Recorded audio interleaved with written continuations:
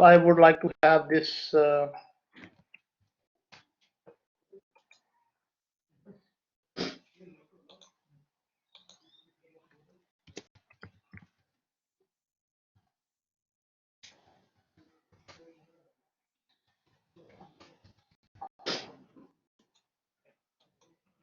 okay, can you answer this poll?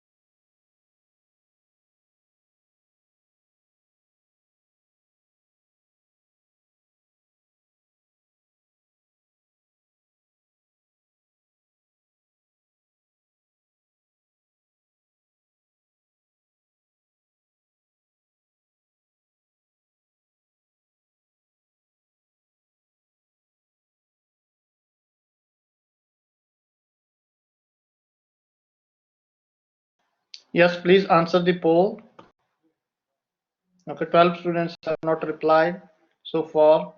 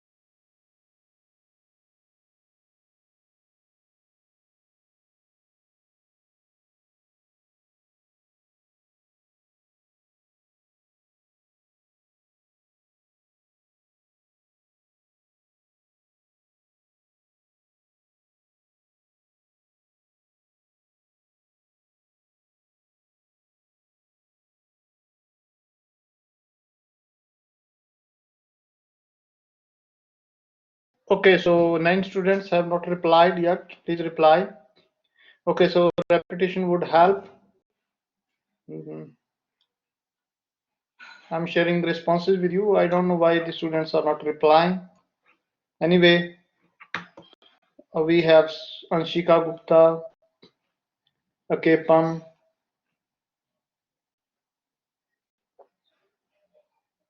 Mankogin, Muhammad, Wasim, Prabjot Kaur, Raghuveer Sen, Simranjit Kaur. They have not replied.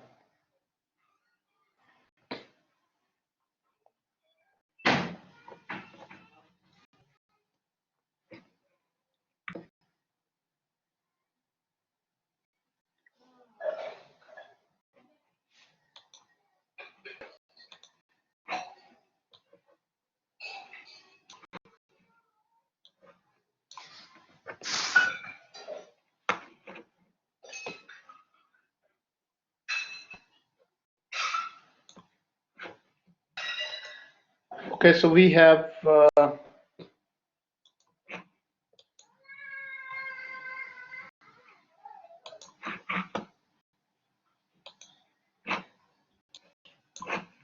7 students. I'm sharing the responses with the students. So 24 students are saying that they have Okay, they need repetition. 15 students are saying I understood but not completely. So this is just the thing which we would like to discuss. Mhm. And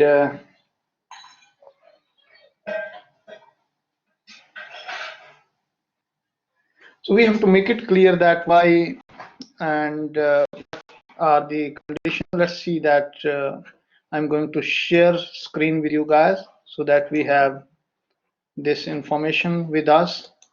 I'm going to share the screen.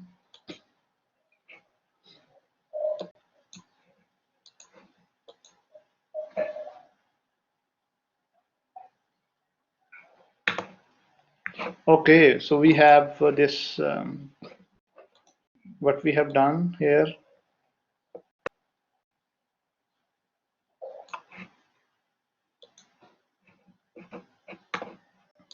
And here you don't have any secondary electron emission, but what will happen that okay, you would have scattering of the electrons. Okay? And when you have the scattering of the electrons, you will decide that these scattering which are coming out are interfering constructively or destructively. So that's the basic principle. If they are interfering constructively, in that case, what will happen? You will be able to see that you have a broad spectrum of the scattered electrons which are interfering constructively. So that's the main aim of ours in this case. So if you would like to come to this.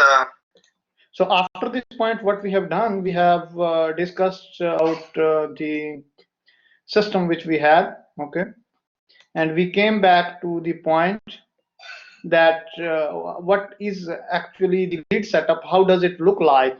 So overall you have the diffraction pattern here in this slide. If you look at the basic principle remains same. For the lead optics, you need to have ultra high vacuum and you have an electron gun which hits the sample and you have a detector, okay? And then all the information that is recorded on the surface of a screen, and we have shown that this screen is nothing but it is the fluorescent screen which is giving us the luminescence when the electrons are hitting onto the surface of this screen. The basic principle of the luminescence or the fluorescence which is coming from here is that you have a fluorescent coated material like zinc sulfide or any other material which has um, high yield. Quantum yield means that high intensity which is there when some of the electrons they hit the surface of this fluorescent tube. So what will happen ultimately that you will look at the spot intensity as electron energy. So these spot intensities will tell us that what is the diffraction condition and how electrons, I mean that the spot intensity will tell that okay, if you have many number of electrons, those who are interfering constructively or not, okay.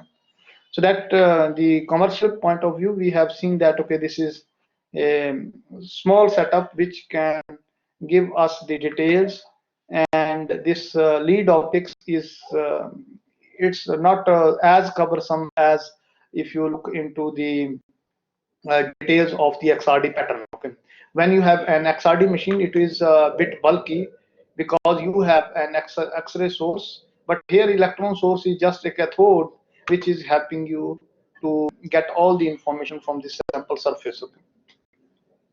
So what we have done after that, okay, we came to the this real space and reciprocal space, and we came to this point that then we started trying this evolved sphere. That what is the meaning of the evolved sphere? Okay. So now what we are trying to do here, we have to make it clear that what we are talking about. Okay. So for example, when we are having this information with us, we have drawn this the all these points. Basically, these are the points on the reciprocal lattice. What is a reciprocal lattice? Reciprocal lattice is nothing but it is actually the diffracted lattice. So it is giving you um, a feeling of the real lattice. Uh, the diffracted lattice is giving the feeling of the real lattice, but in a different way. Okay, so that we have to understand.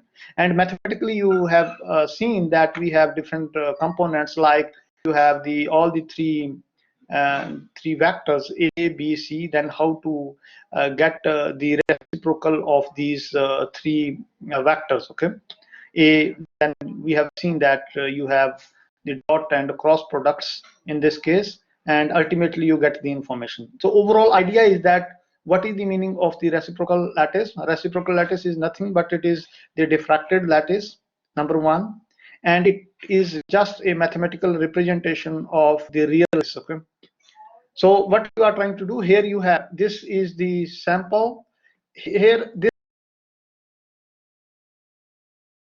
as the k vector. Okay, k vector is basically telling us the information about the wavelength, because k is equal to 2 pi by lambda. So what will happen in this case, that when it hits the sample, in that case you would have the k dash vector. Okay, k dash vector. Now in the reciprocal lattice, what you are trying to do, you have considered this origin at this point, no? And at this point, when you have the origin, so you are trying to make this point, this is minus k vector. Okay? So for example, if the momentum of the momentum vector of the electron is in this direction, okay, is in this direction, then we are just taking it in this direction, because you would have a minus k vector in that case, no? And then you have k dash is the scattered. Okay, so scattered wave vector, and then you have the delta k, which would be the difference of k dash minus k, no? So that will be k and k dash minus k, which we have seen. So now we have just the geometrical interpretation of the real lattice. Okay, in this case. Okay, so what we are trying to do, let me come to the point that we have discussed so far. Okay, so yes, let me have this screen for you. And okay, so what we are trying to do with the help of the reciprocal lattice, we are trying to draw the diffracted lattice. Now what is the evolved sphere? We would like to hit maximum points where the constructive interference occurs. So that is our main aim in case of the evolved sphere. Because what will happen, that we have seen that if you have this information, let's have that screen with us so that we can.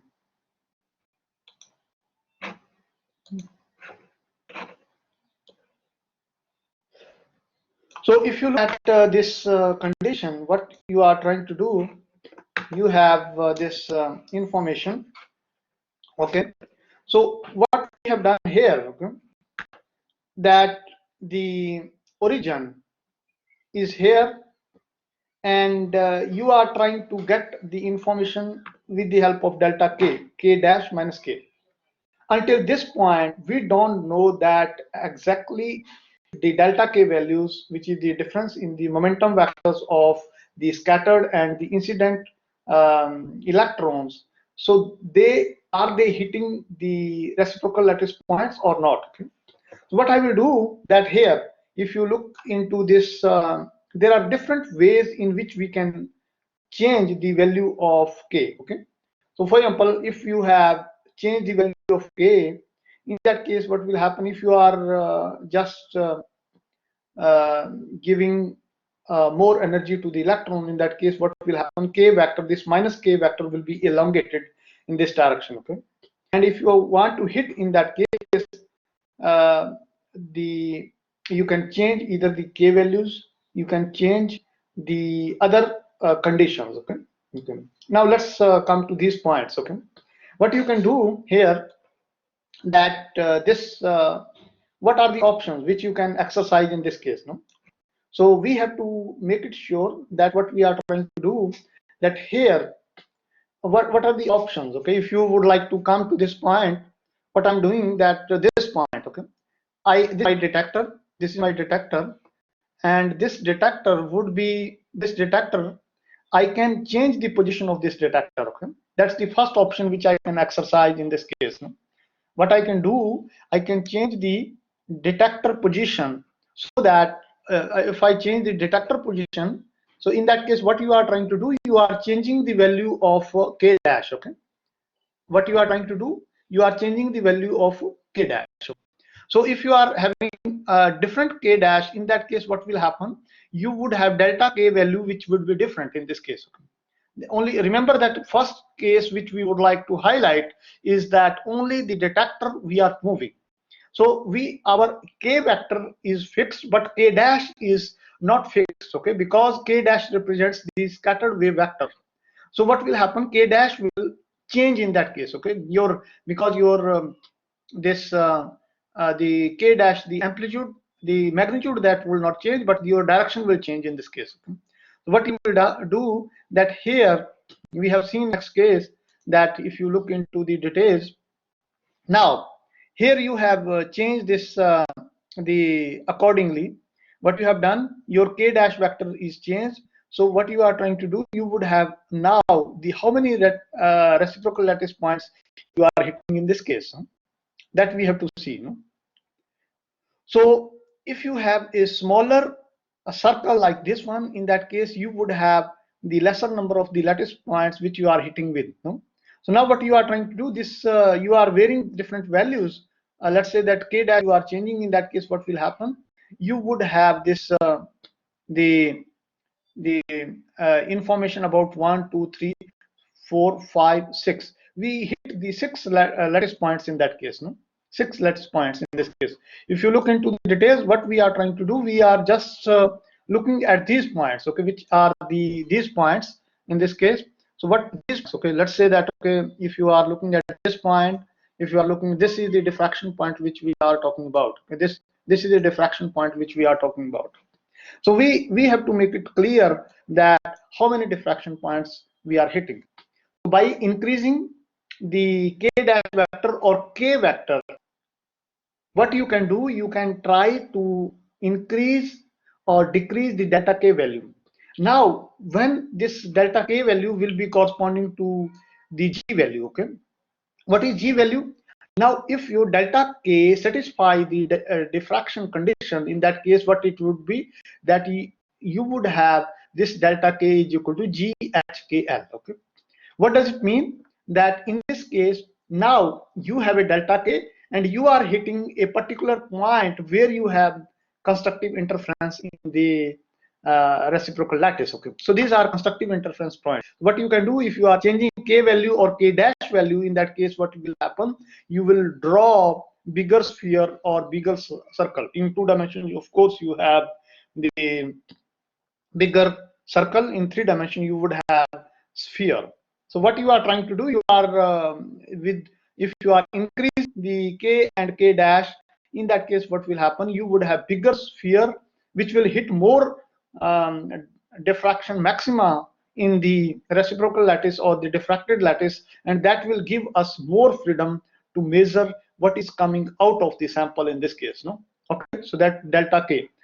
So now the question arises that how many things we can do, how many times we can play. One thing which I told you, that we can just play with this. We have something. Okay, anyway. Okay, so we have this the first thing. What we can do, that we would like to come to this detector. Okay? Detector, I already told you many times that okay, we are varying the position of the detector. Secondly, we can change the position of the source. Okay, source is also there. Okay, and what we can also do, that we can also change the value of the k vector. Okay, how you will do that? That you have this formula which we have seen. Okay, so what kind of the formula you have?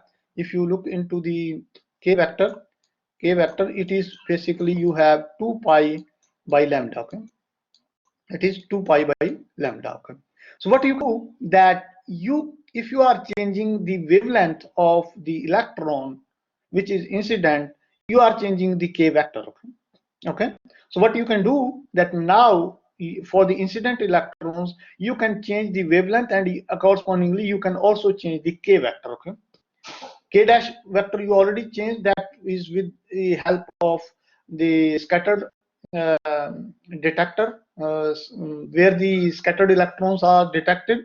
But now you can change this K itself, okay, if you change lambda. And how to change lambda, that is also one of the questions. So what you will do, that lambda, that depends on the kinetic energy of the electron. And on what factor this kinetic energy depends, it depends on the potential which is given to the anode in this case. So what you would have, if you have the electrons, let's say that if you have electron and the charge on the electron is negative, okay, what you would have here, let's say that if you have this the grid where it is accelerated in this case, so what will happen, there is, let's say that if it is having positive charge, in that case this electron will come to this surface, okay, where you have the positive charge, okay, and the speed of the electron or the kinetic energy of the electron, that will depend on the amount, the positive potential which is given to the anode. This is cathode, this is anode. And for example, if you are if you want to accelerate it to high energy, then what we are trying to do, we have to increase the value of the potential, and then accordingly what will happen, you would have the higher value of the kinetic energy, okay, and that higher value of the kinetic energy is somehow related to lambda, okay. You know that how it is related to lambda. So you know that it is lambda is equal to h over p, and here you would have h over, and we have also seen it is h over 2me, okay. So for example, this is the kinetic energy of the, this is the kinetic energy of the electron. So ultimately you can affect, your wavelength will be changed in that case, okay. That's the entire thing. So the second thing is that you can change the position, you can change the source, okay, source wave, this vector, okay, which is the k vector, okay, momentum vector, by changing lambda, okay. Third thing is that what you can do, that here you would have another option. Let's have a look at that option, okay, here. So now in the third option is that what you can do, that you can also hit, you can tilt the sample, okay. For example, if you have the, initially the sample was like this, no, let's say that you have this let's so you have the sample, and then you have the incident electron beam, and then you have the scattered electron beam. So what you would have, this is the position where you are having right now. So what you can do, this is the sample, this is a source, this is a detector sample. Okay, let me write it completely so that we don't confuse it, okay. So what we have here, that okay, so let me check if I am sharing the screen or not. Yes, okay. Okay, so we have this the source and detector. Let me change now what we are doing here with the help of the red one and this one. What I'm trying to do, I'm trying to tilt the sample position.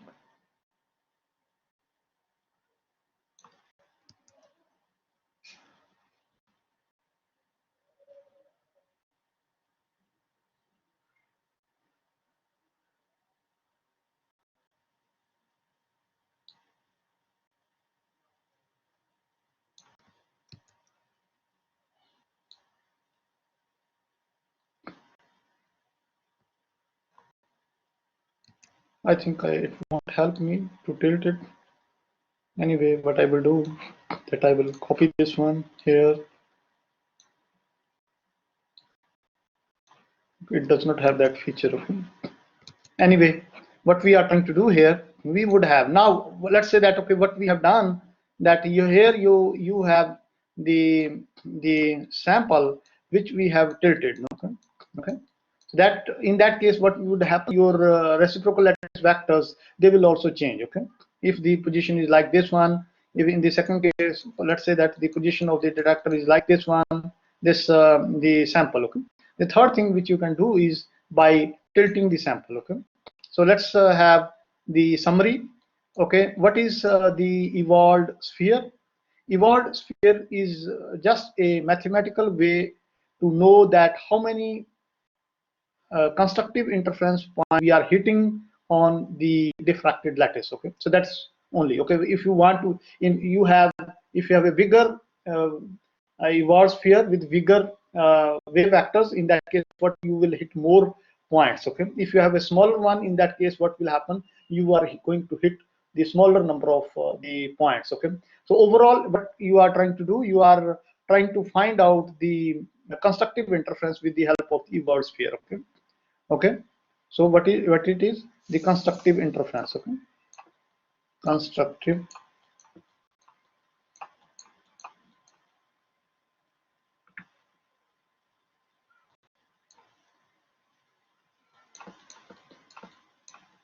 interference. Okay, so what we are trying to do, interference.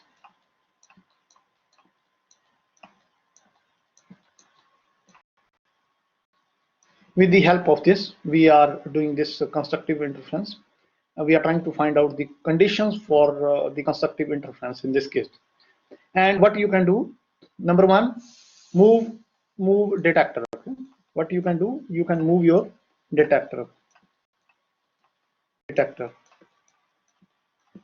Number two, what you can do, that you can move your what you can do, you can change k vector. Okay? K vector. Okay,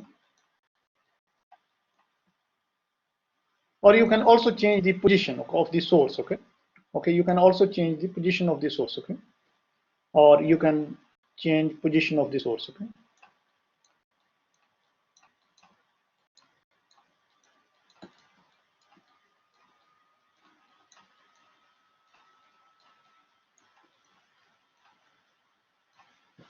and the third thing what you can do, that you can tilt the sample.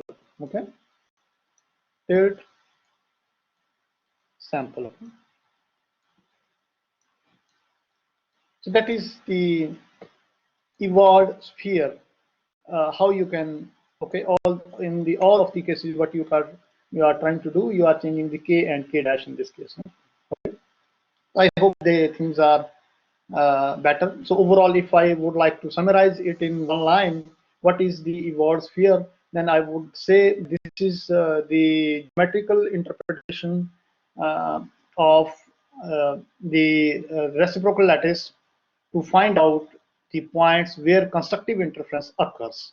Okay, so that would be the main point in this case. Okay, so let's come to that point in this case. Now what we would like to do, that today we are going to have another discussion about our next topic, which is, let's find out that this is the reflection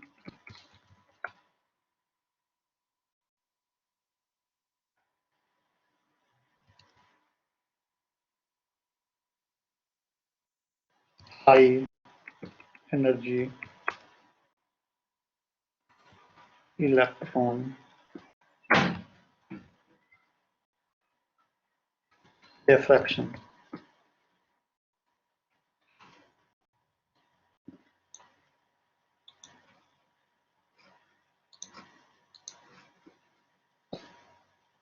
Oh, I should have made this size smaller.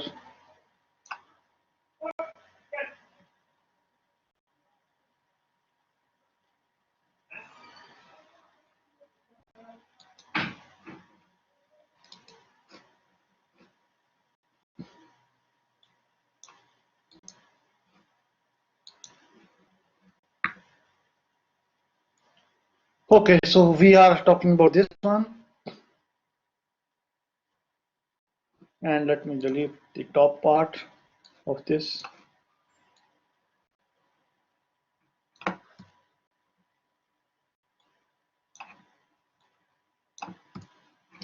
So here we are talking about this R at what is the, okay, so what we are talking about, it is R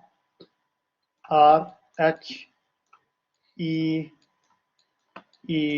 Okay. Okay. So basically, we are talking about reflection, high energy electron diffraction. Okay. Remember that whenever we are talking about this high energy or low energy, it's not related to the high energy physics, okay? Because sometimes we confuse it. Because what will happen that the typical energy of the electron is in the kilo electron volt, or it is in the electron volt, like hundreds of the electron volt. So we should not confuse that we are going towards the high energy physics, because here what is our aim? We would like to look at the surface of the sample. So again, if you do the reflection, high energy electron diffraction, in that case, let's have the points in this case, and I would like to draw this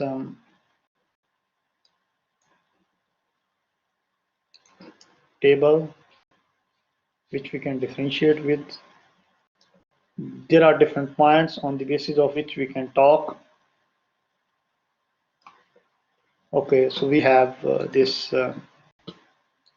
the first.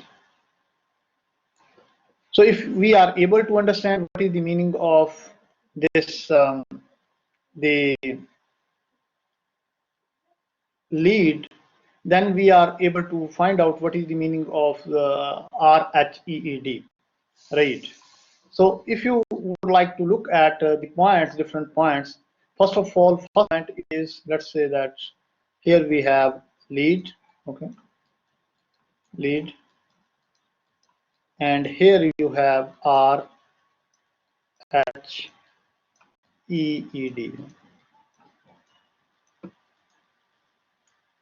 So first point is that what is the typical energy in case of the electrons in case of lead? It is, let's say that you have, what it was 20 to 200 electron volt. That was the first thing which we have studied. And here it would be like your 5 to 100 kilo electron volt. Okay? So you would have, okay, about 1,000 times more than this energy, okay, which is there, okay, 5 to 100 kilo electron volt. Okay. So the penetration depth in the case of this is about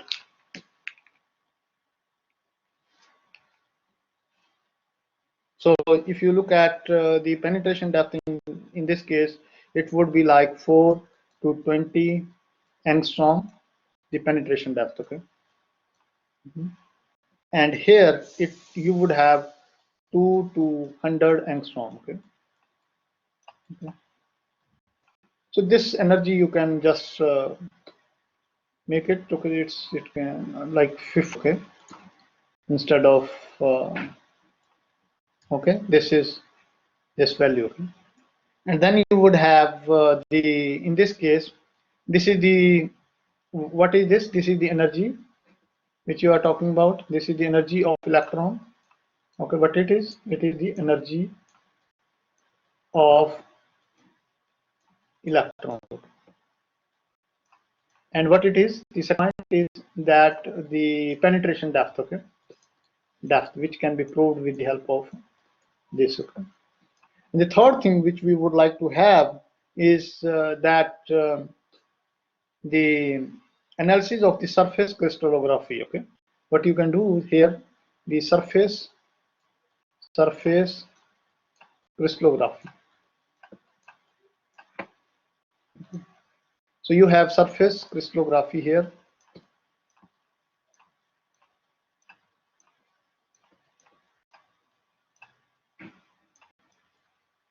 Surface crystallography, okay. And here you have in situ monitoring, okay. In situ monitor. In situ monitor. We will discuss these points one by one, what we are talking about. Okay, and then you would have this, let's have another point about the cost. So in this case, you would have the cost of this is like less than, okay, less than 50k US dollar, okay, but here you would have about 75 to 200k US dollar, the cost factor, okay, US dollar. Okay, let's come to these points one by one and try to understand what we are talking about. So now the first thing which we would like to highlight is the typical energy of the electron is like 20 to 200 electron volt. That is the low energy in this case, and I already emphasized that we are not talking about the high energy physics. This is the energy range which are very low compared to the energy ranges which we do in case of the high energy. Okay, so we are still in the very low energy, but here range, but here for the comparison for the RHEED and LEED, we would like to make that thing in this case. No, so you would have 20 to 200 electron volt, and here you have 50 kilo electron volt. Now, if you look at the sample, so if you are hitting the sample with the help of, now initially you would having the energy which was 20 to 200 electron volt. That was low energy. Okay? So in this case, in the second case, 5 to 50 kilo electron volt energy of the incident electron that will probe more depth as compared to the lead. Okay, so what we are trying to do here, this 4 to 20 angstrom, it can probe, and then you would have 2 to 100 angstrom. So it gives you information about the crystal structure compared to LED. So it can be more useful in this case. Okay? So then you would have surface crystallography. So it gives you surface because you are trying to talk about 4 to 20 angstrom. So you are trying to be on the surface. Okay. Okay. And if you want to go a bit deeper, because what happens normally in case of the thin film fabrication, you have many layers. Okay, one layer is above the second layer, then you have third layer, and you would like to look into the layers. Okay, in this case. Okay. So that in situ monitoring, what is the meaning of in situ monitoring? That we have to understand. In situ monitoring means during growth. Okay. So what is the meaning of in situ? In situ means that you are talking about during growth. Okay. In situ means during growth. Okay. So what you have done, normally there is a machine known as MBE. Okay. This is called molecular beam epitaxy. This is very well equipped to synthesize the thin films, and even you can synthesize the mono layers with the help of this molecular beam epitaxy machine. We are not going into the details, but this is the RHEED which you are talking about here. Okay, so let's so this RHEED, so this is this can be used in combination with MBE. Okay, in case of MBE, what you would have a very big chamber, and very chamber which is containing ultra high vacuum. Ultra high vacuum means that, okay, that would be of the order of 10 to the power minus 3 to 10 to the power minus 8 millibar.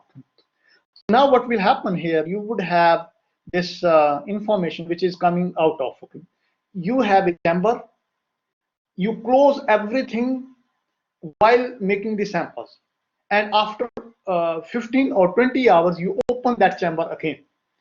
What happened between these 10 to 15 hours, nobody knows about that. And how to know? Because all the information which is there, that is inside. If you would like to look into the system, then you have to break that vacuum. Of course, that will break your entire hypothesis of fabrication of the films. So we have to make it sure that in case of molecular beam epitaxy, this provides. What you will do, that you will put this machine, which is the reflection high energy electron diffraction machine, into the system, and then it will give you the information. Right now you have fabricated one layer, this layer is perfectly fine. You have fabricated the second layer, this layer is perfectly fine. Now if there it is not fine, then you would have a different pattern which we would like to see in our next lectures in case of this RHEED. So this is called in situ monitoring. What is the in situ monitoring? You get the information while you are growing the sample, okay? And there is also another word sometimes they use, that is the ex situ, okay? Ex situ. What is the meaning of ex situ? That is after the completion, okay? After the completion of the sample, you can have the information about the sample, that is external monitoring, okay? This is internal monitoring, and this one is the external monitoring in this case, okay? This is called the ex situ in this case. Next, we are coming to the cost. You have less than 50K US dollar and 70 to 200K US dollars. In our next lecture, what we will do, we will try to find out that what is the experiment, what is difference in the experimental setup of RHEED and LEED. So that we would like to understand. But our overall aim is that if we are able to understand one type of the electron diffraction technique, then we are able to understand the rest of the techniques. So LEED and RHEED, essentially they are having same physics. Only thing is that it go through the greater depths, penetration depth in this case. Okay? That we have to take into account. Okay, so that's, I don't know if you are guys are there. Okay, there is one chat message. We have some sub. Please say the topic of our term paper, Anvesha. Okay, so about the term paper, we have even, okay, so I would not like to say that, okay, how we interpret the term paper, okay. So can you explain, Anvesha, what is the meaning of the term paper? So you are writing something, okay, you are writing something, and are you going to publish that term paper? That is one of the questions. In my opinion, what we are trying to do, we have differentiate between the students, those who are doing dissertation and non-dissertation students. This term paper will be like a practice for your research paper. But my appeal to all of the students would be, please try to go for the quality work, and do not go for the bypass channels. Okay. So term paper, we would like to give you some topics. Okay. So let's give some topics. We are already having on board some topics. Okay. So let's one is the Sims measurement. Sims measurements. Okay. So you have to, we can select this topic number one. Okay. And then we can also, yes, we would have any questions. Okay, the Sims measurements you can talk.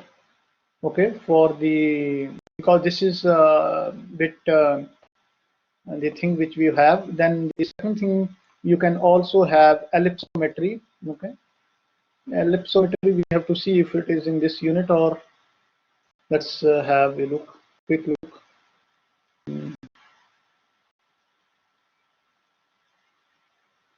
Anyway, we would like to see it. Okay, ellipsometry.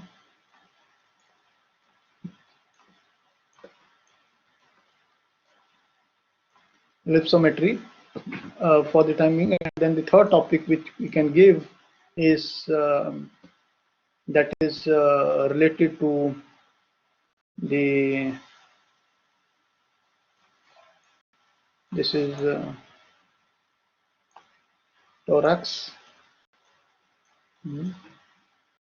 thorax RHEED, EED, okay. And you can also write something like MBE, okay, MBE, okay, is it clear? Okay, MBE about these. Okay, SIMS is secondary ion mass spectroscopy, ellipsometry, one of the technique to measure the thickness of the thin films. Thorax is related to the RHEED. You can have a look at molecular beam epitaxy. Okay? You can make these topics, but I would like to say that if you have any other topic in your mind, then the things are not very clear for us. Okay, what is overall aim of these term papers? Okay, are we going to publish these or not? Okay, so we, okay, so Anvesha, talk to us for a while. I know that time is over. Okay, so what do you understand by term paper? Yes, are you there, Anvesha?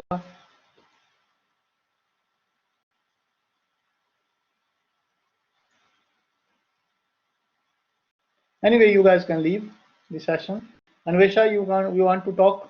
What is term paper?